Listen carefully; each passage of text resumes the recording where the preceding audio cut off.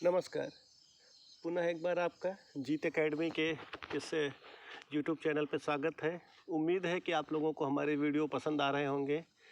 हाँ, कुछ कारण से हम लगातार वीडियो नहीं डाल पा रहे हैं, फिर भी प्रयास हम ये कर रहे हैं कि हफ्ते में कम से कम 2 वीडियो आपको मिलें, क्योंकि अभी हमारा एक्सकवेशन का काम चल रहा है, जिस कारण वहाँ पर अति व्यस्तता होने के कारण मैं इस क्षेत्र में समय कम दे पा रहा हूँ। लेकिन 10 अप्रैल के बाद लगातार आपको हफ्ते में कम से कम 3-4 वीडियो मिलेंगे।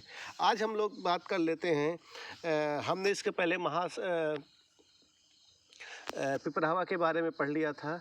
उसके बाद आज हम लोग जो है सहगौरा और महास्थान, इन दो महत्वपूर्ण जो है कॉपर प्लेट एक है, एक शिला फलक है, दोनों के बारे में चर्चा करेंगे, जो आपके एग्ज़ाम के दृष्टि से बहुत महत्वपूर्ण है। यहाँ कहे अशोक के पूर्व के अगर हम अभिलेखों की बात करते हैं भारतीय संदर्भ में, तो मुख्यतः 3 आते हैं, एक पिपरावा, दूसरा शाहगौरा, तीसरा महास्थान।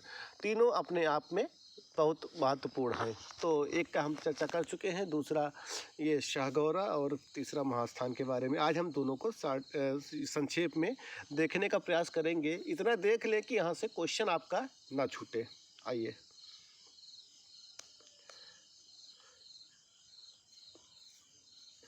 शाहगौरा ताम्रपत्र जो है, ये पट्ट है, क्या है ये?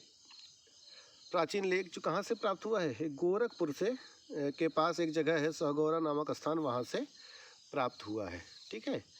और यह जो है शाहगौरा गोरखपुर से 35 किलोमीटर दक्षिण पूर्व में राप्ती नदी के किनारे स्थित है। कहाँ स्थित है?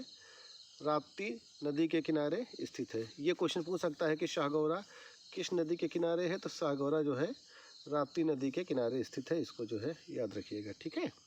उसके बाद इसकी लिपि क्या है? लिपि इसकी जो है ब्राह्मी है। भाषा क्या है? प्राकृत है। एक क्वेश्चन पूछ सकता है कि शाहगौरा की लिपि क्या है, तो लिपि ब्राह्मी है, भाषा प्राकृत है। इस चीज़ को देख लीजिएगा।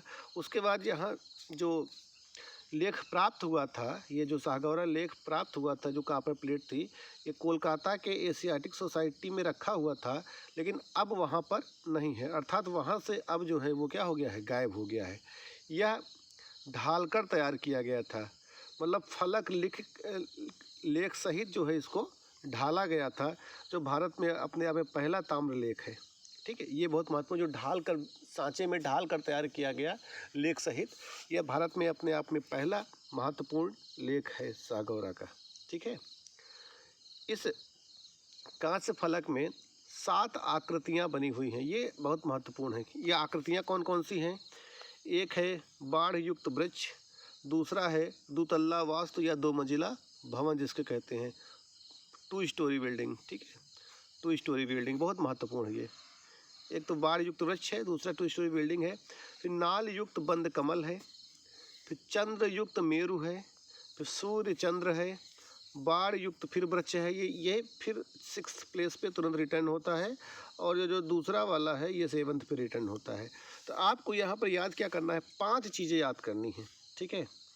कभी कभी पूछ सकता है। 7 आकृतियाँ हैं, जिनमें से 2 का रिपीटिशन हो रहा है। किसका? एक बाढ़ युक्त वृक्ष का, ये जो पहले नंबर पे है, यही कहाँ आ जा रहा है? 6 नंबर पे पुनः आ जा रहा है। दूसरा जो 2 स्टोरी बिल्डिंग है, ये क्या है? दूसरे नंबर पे, फिर 7वें नंबर पे आ जा रही है। तो आपको कुल मिला के 7 आकृतियाँ हैं। आकृतियाँ 5 हैं, लेकिन 2 आकृतियाँ क्या है? रिपीट हो रही हैं। तो इसको आपको देखना है, याद करना है। क्वेश्चन आपसे पूछ सकता है कि ऐसे पूछ सकता है, शाहगौरा ताम्र पत्र पर निम्नलिखित में से कौन सी आकृति में नहीं दी गई है?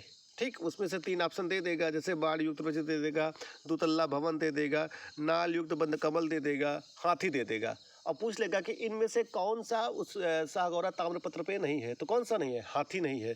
तो आपको इन 7 को जो है आपको याद रखना है। अभी हम इसकी कॉपर प्लेट आपको दिखाते हैं, कॉपर प्लेट में भी समझाने का प्रयास करते हैं, जिससे आप इसको भूलिए ना, है ना। तो ये चीज़ें हैं, इसको याद रखिएगा। ये है कॉपर प्लेट, देखिए इसमें ये है वृक्ष।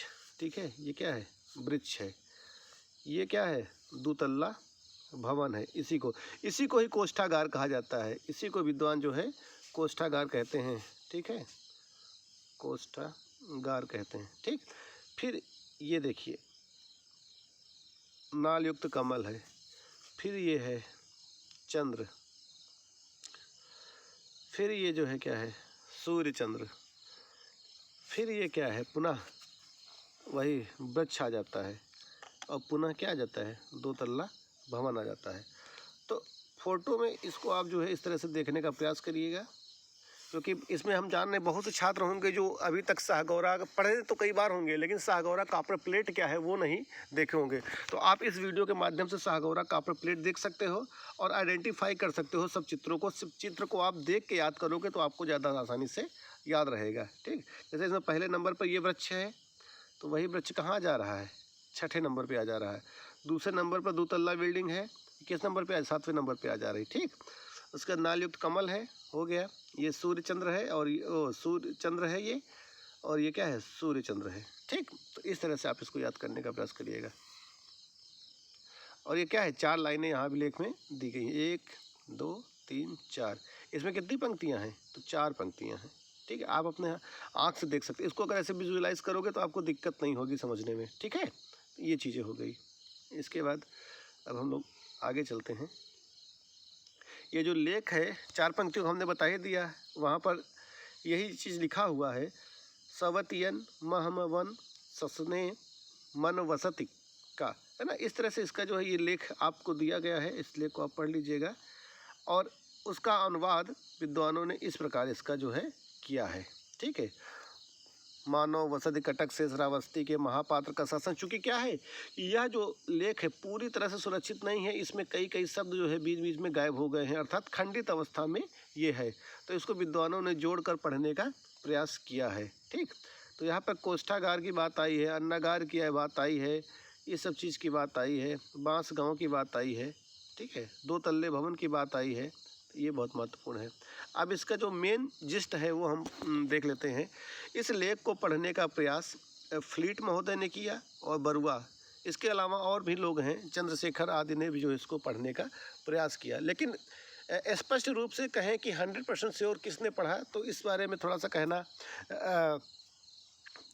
जो है अपने आप में समस्याएं पैदा करता है, क्योंकि जो विद्वान है वो अपने हिसाब से अपना मत व्यक्त करता है। तो कई लोगों ने इसको पढ़ने का प्रयास किया, है ना। तो अगर लेकिन सब ये अच्छा है कि सब लोगों को अगर हम निष्कर्षों को देखें तो एक चीज़ स्पष्ट होता है कि यहाँ पर कोष्ठागारों की बात की गई, 2 अन्नागारों की बात की गई है, ये बहुत महत्वपूर्ण है। ठीक है, यहाँ पर जो है 2 अन्नागारों, ये क्वेश्चन में आता है अक्सर की, 2 अन्नागारों की बात की गई है। और कहा गया है कि इन अन्नागारों का उपयोग, ये जो भंडारण कक्ष हैं या कोष्ठागार है, इनका उपयोग दुर्भिक्ष यानी जब अकाल पड़े उस समय इनका प्रयोग आम जनमानस को सामान बांटने के लिए किया जाए। जैसे अभी हम देख ले, अगर एग्जाम्पल के तौर पर अगर बात करें, अगर कोरोना काल के समय आप देखें कि भारत सरकार ने क्या किया, लगातार लोगों को फूड सिक्योरिटी बिल के तहत क्या किया, लोगों को अनाज दिया। ठीक, जिससे भारत की आबादी सुरक्षित रह सके।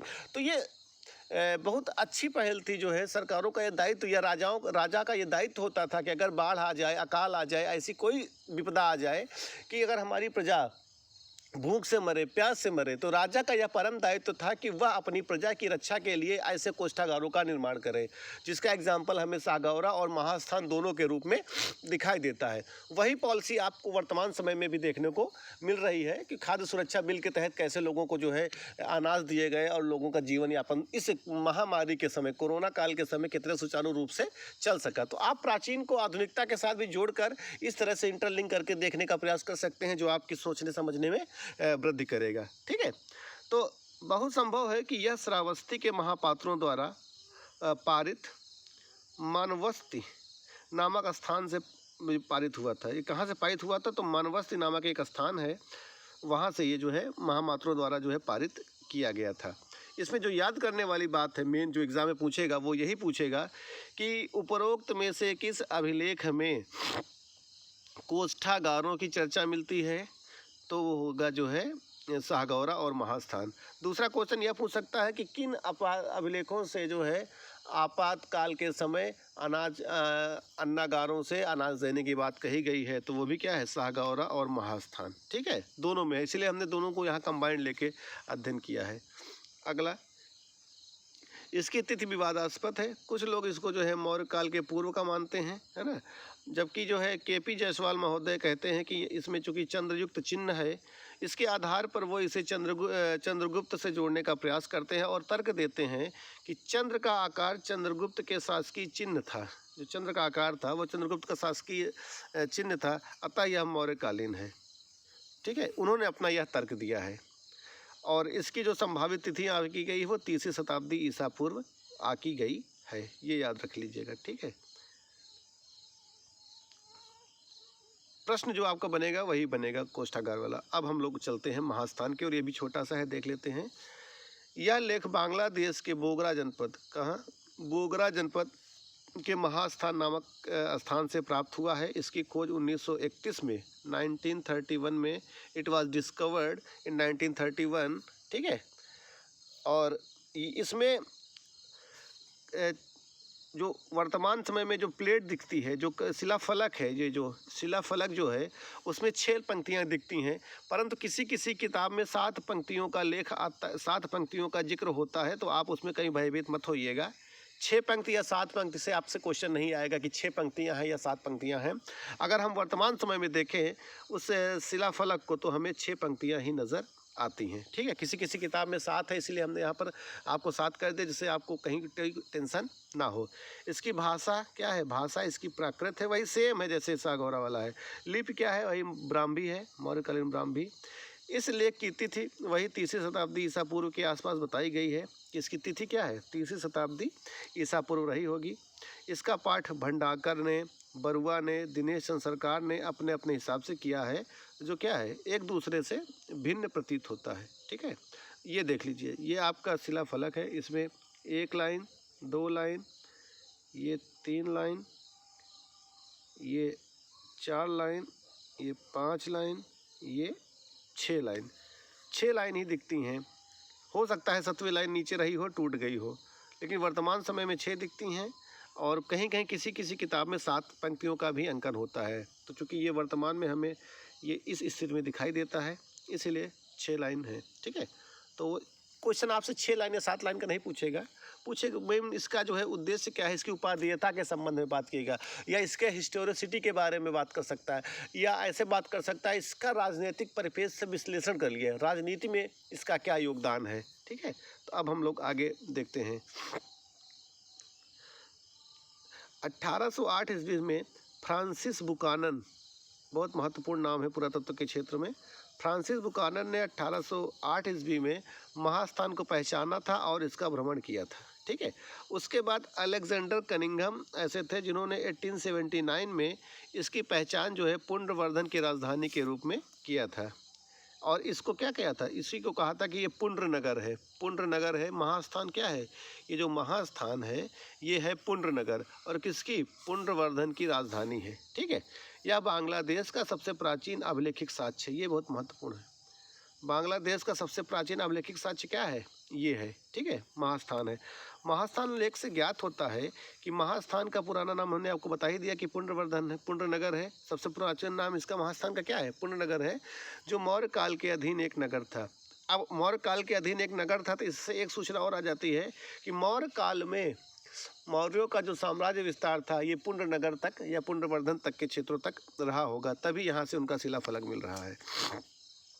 ठीक है, वही मौर्यों के आधिपत्य की सूचना प्राप्त होती है इस क्षेत्र में। ठीक, और सागौरा की भांति इसमें भी आपातकाल के समय अन्नागार में अनाज संचय की बात कही गई है। वही जो सागौरा में था वही यहाँ पे भी है।